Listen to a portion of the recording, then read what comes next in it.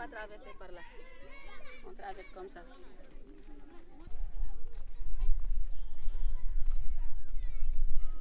min jiidam ne war min jalti bagage amen ɗo min fawi dow ɗo hade min parde saret arana tan taw hanko min jiyam jalli.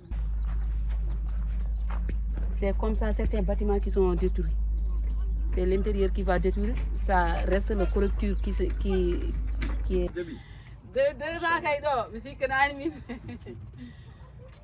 haydara min jiya an ɗum ɗo wondi ko an ka ɓesɗo ɗo ɗum wona kotki c'est aɗa jogui suwaɓe ma holto gon ici ma tante. La nuit, c'est la nuit qui vous c'est les bagos de notre maison presque. C'est pas pour moi seul. On est globalisé pour amener ça ici. Et il y a des autres bagos qu'on a trouvé, qu'on a pu faire là-bas.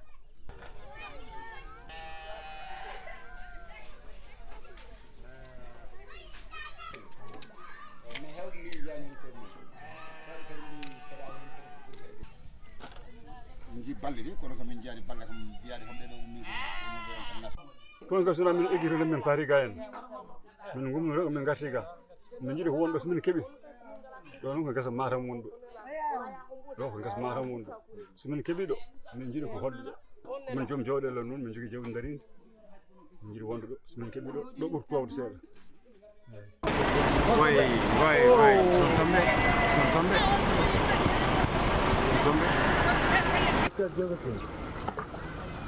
Sinki abla tol habe yeso telim haade abla ben so sinki ala kedro ena fo la pat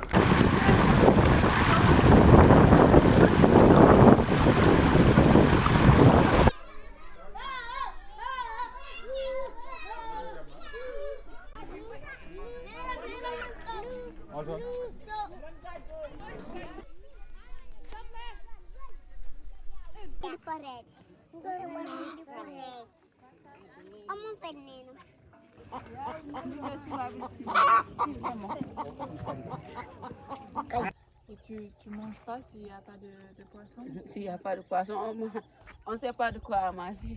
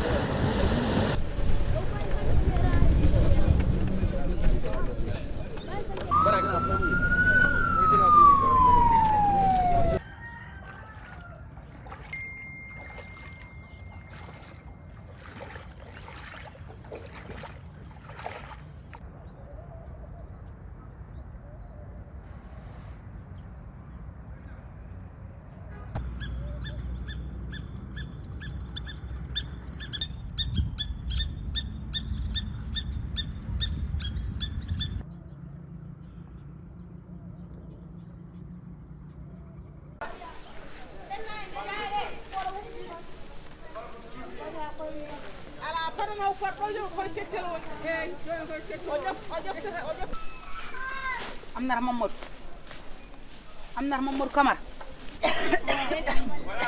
Ah.